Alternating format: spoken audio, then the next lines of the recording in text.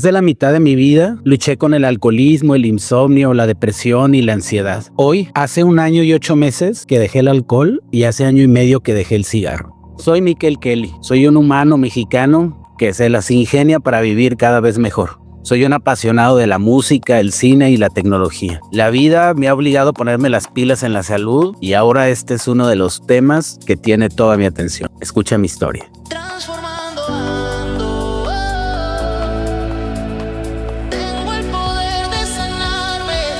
Ahora, debido a un pinzamiento de cadera, debo hacerme una cirugía, pero mi cuerpo no está listo. Mi glucosa está en descontrol. Primero te cuento mi historia con el alcoholismo. Empecé a beber en la secundaria, yo creo. Y bueno, en fiestas, con amigos y demás. Y pues me gustaba mucho la fiesta y me gustaba mucho beber y cada vez lo hacía con más frecuencia. Así fueron pasando los años. El alcohol me fue trayendo muchas complicaciones en la vida. Hace casi 20 años decidí internarme en una clínica de rehabilitación en Cuernavaca y ahí estuve 45 días. Cuando salí de ahí, me sentía como nuevo, ¿no? Bajé de peso, hice pues mucho ejercicio, estuve con terapia psicológica, iba a un grupo de apoyo. Dediqué esos 45 días para mí y fue magnífico. Y duré 8 meses en sobriedad, hasta que un día recaí. Con el tiempo, el alcoholismo se fue agravando y fue afectando en muchas partes de mi vida. Sin embargo, pues todo el mundo me decía que lo dejara, pero yo no podía. Mi manera de beber empezó a afectar mi trabajo, mis relaciones, etc. Tuve una relación muy importante y yo estaba muy enamorado, pero el alcohol no era bueno. Entonces, todo iba bien hasta que un día se me hizo fácil en una comida probar un cóctel. Ese fue mi regreso al alcohol y mi perdición. Después de ahí se puso fea la cosa. Mis padres se divorciaron cuando yo tenía como 3 años y mi madre es mi héroe y gracias a ella estoy aquí. Y mi padre estuvo un poco ausente. Le agradezco muchas cosas, pero pues la verdad es que casi no lo veía. Y nos avisan que estaba grave en el hospital. Yo tenía 2 años que no lo veía, no sabía ni siquiera dónde vivía. Y acudí al hospital, estaba en terapia intensiva, no sabíamos si tenía seguro ni nada. Lo trasladamos al Hospital Civil en Guadalajara. Y era ir diario y verla, mucha gente con mucha necesidad. Todos los días yo tengo corazón de pollo y era muy complicado, ¿no? Estabas en la sala de espera de terapia intensiva, solo había como 7 camas, algo así. Y siempre tenía que haber un familiar, ¿no? Por si había que tomar una decisión. Y empezabas apenas a hablar con los familiares de otros pacientes y se les moría la mamá o la hija. Y desde la entrada al hospital pues era mucha necesidad lo que se veía y eso fue como apachurrando mi corazón. No podía parar de beber, caí en una depresión muy fuerte. Y pues muy amorosamente la pareja que tenía pues me dejó con justa razón y se lo agradezco. Yo sé que no debía haber sido fácil. Yo no había puesto amor en mí y entonces me caí, ¿no? Con lo de mi papá y lo del hospital. Me fui enfermando cada vez más hasta que caí en un abismo del que pensé que no iba a poder salir. Todo el mundo me daba consejos y mucha gente intentó ayudarme. Pero yo siento como si estuviera en el fondo de un pozo y desde arriba te dicen, agárrate de este ladrillo o del otro. Pero ¿cómo lo voy a hacer si ellos no están viendo realmente desde este fondo? ¿Cómo puedo salir hacia arriba? El alcohol destruyó muchas cosas en mí, me afectó en muchos aspectos y lastimé a mucha gente que no quise hacer. Y sigo pidiendo perdón por eso, ¿no? Finalmente hubo algo que me llevó a dejarlo. ¿Cómo pude dejar el alcohol? Yo ya había trabajado muchas veces, muchas cosas. ¿Cómo le voy a hacer para dejar el alcohol? Tengo que dejar el alcohol, ¿no? Estuve, pues esa vez internado, todo el mundo me intentaba ayudar. En la pandemia fui con un psicólogo y estuve trabajando en ir espaciando las veces que bebí. Entonces de repente no bebía en 10 días o luego en 20, ¿no? Llegué a un mes. Y cuando volví a beber, pues no me castigaba tanto, ¿no? Con la recaída. Y cada vez lo iba espaciando más y empezó a funcionar. Trabajé mentalmente unas técnicas para poder lograr eso. Pasa el tiempo, yo ya con el alcohol, pues era cada vez menos, me afectaba menos, ya no me ponía mala copa ni nada, pero pues seguía bebiendo pura cerveza, nada de licor. Luego conozco a Emma. Conozco a Emma en una aplicación de citas. Conectamos inmediatamente. Nos hicimos novios y ya tenemos 2 años. Empezamos a andar y pues los dos bebíamos. Y entonces era beber todos los fines de semana. Viernes, sábado y los domingos a curárnosla con micheladas. Yo tenía un problema de insomnio crónico desde hace años, con todo el desorden que tuve en mi vida por años. Yo veía cómo Emma dormía y yo no podía dormir en toda la noche. Entonces dije, tengo que dejar de tomar, es momento. El haber conocido a Emma y el haber sentido su amor me dio como una motivación, ese aire que yo necesitaba. Y el insomnio es una tortura, entonces el deseo de querer dormir también motivó esta decisión. Así que un día, navegando en internet, me encuentro con esta terapia de acupuntura láser para el alcoholismo. Se lo enseño a Mita y le digo, pues he querido dejar de tomar y no he podido. ¿Cómo ves esto? Inmediatamente me apoyó en la decisión de hacerlo. Fui a las sesiones y desde la primera sesión se me dejó de antojar. Me acuerdo que antes de la primera sesión me tomé una chela unas horas antes y llegué y no sé si se repitió o qué, porque originalmente eran 8 y terminé haciendo 9 sesiones.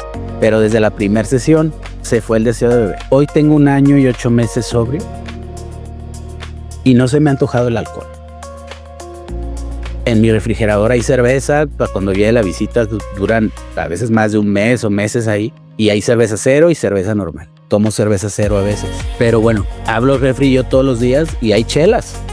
Hay chelas. Y no han representado ni una tentación para mí. Es algo mágico, es un milagro. La verdad es que tampoco resto crédito a todos los esfuerzos que yo he hecho y tener realmente una convicción clara y un deseo firme y una voluntad absoluta de dejar el alcohol. Pero el láser fue como el toque final a lo que yo necesitaba.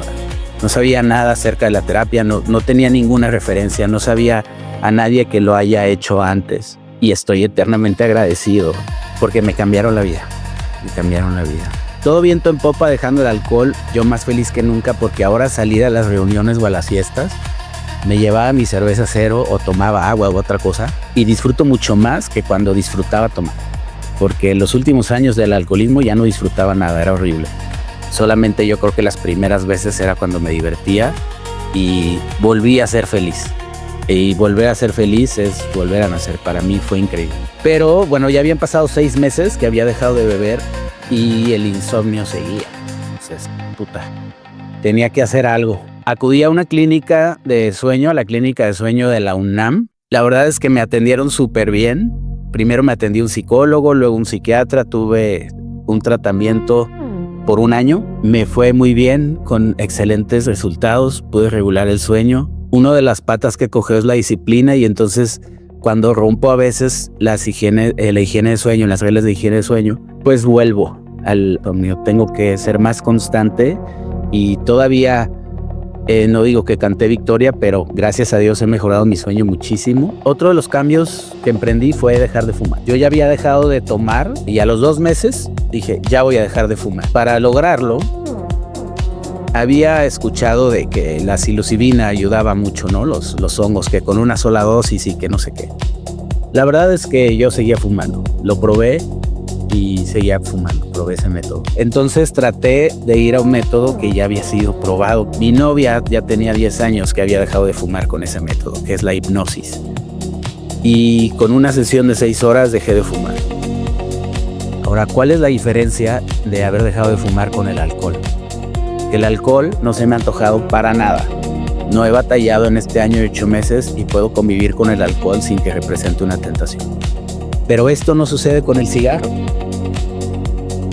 Veo a alguien fumando y muchas veces se me antoja. Ahora, ¿cómo me enfrento a esto? Algún truco habrá en la hipnosis, ¿no? Pero también es algo como mental. Siempre respiro. Como si abres algo así por la boca, primero trato de respirar. Es lo inmediato que hago. Sé que es una tentación, sé que es un antojo y sé que va a pasar. Eso me ayuda a tomarle un poco de distancia a ese antojo, verlo de lejos, como para pegarme el tiro, y entonces puedo enfrentarlo. Porque ya puedo poner un contrapeso de decir, yo no quiero volver a fumar, yo no quiero que mi ropa huela a cigarro, yo no quiero despertar y que las sábanas... Yo no fumaba tanto en realidad, pero no quería fumar. Finalmente es un reto al que todavía me enfrento, todavía se me antoja el cigarro, pero he aprendido cómo identificar mis pensamientos y las acciones que hago con ellos. Y así le logro ganar la batalla cada vez que se me antoja y gracias a Dios, ahí vamos. Invictos. ¿Por qué me van a operar? Bueno, lo que empezó como un dolor de pierna, que todo el mundo me dijo que era ciática, varios doctores, se fue agudizando y bueno, yo no podía ponerme los calcetines o los tenis de ese lado, del lado derecho. Me costaba mucho agacharme, levantarme, pararme, subirme al coche si no tenía suficiente espacio y bueno, se fue complicando eso. Y un día se tuerce el pie mi novia en un viaje a Guadalajara y vamos con el doctor. Le pido a su doctor un consejo y su doctor me revisa y me dice, lo tuyo no es ciática, es pinzamiento femoroacetabular. Y eso sucede cuando el fémur y el acetábulo chocan. Al mover la cadera se hace movimiento y choca.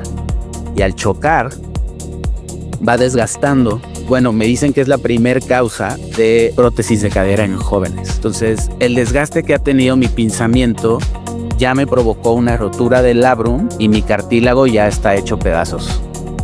Mi cuerpo no está listo para la cirugía. Un día después de que me dicen que me tienen que hacer la cirugía, fue el Super Bowl, yo estaba en casa de unos amigos, le entré a todo, checo mi glucómetro y estaba en 422. Me vine a mi casa súper asustado. Cuando llegué ya me pinché porque tenía solamente mi sensor y ya eran menos 389, algo así, pero de todos modos era un chingo.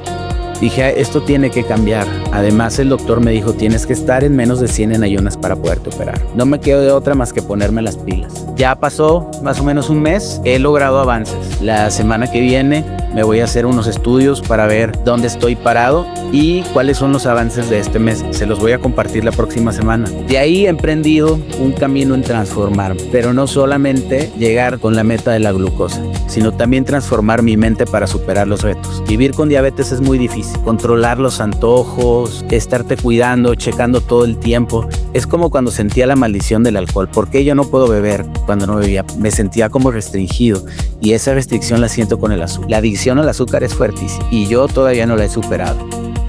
Estoy en esa lucha, lo voy a lograr, pero también estoy transformando mi mente. Y te voy a ir contando más adelante cómo lo estoy logrando. Estoy usando la música, la IA y muchas otras herramientas que me han servido.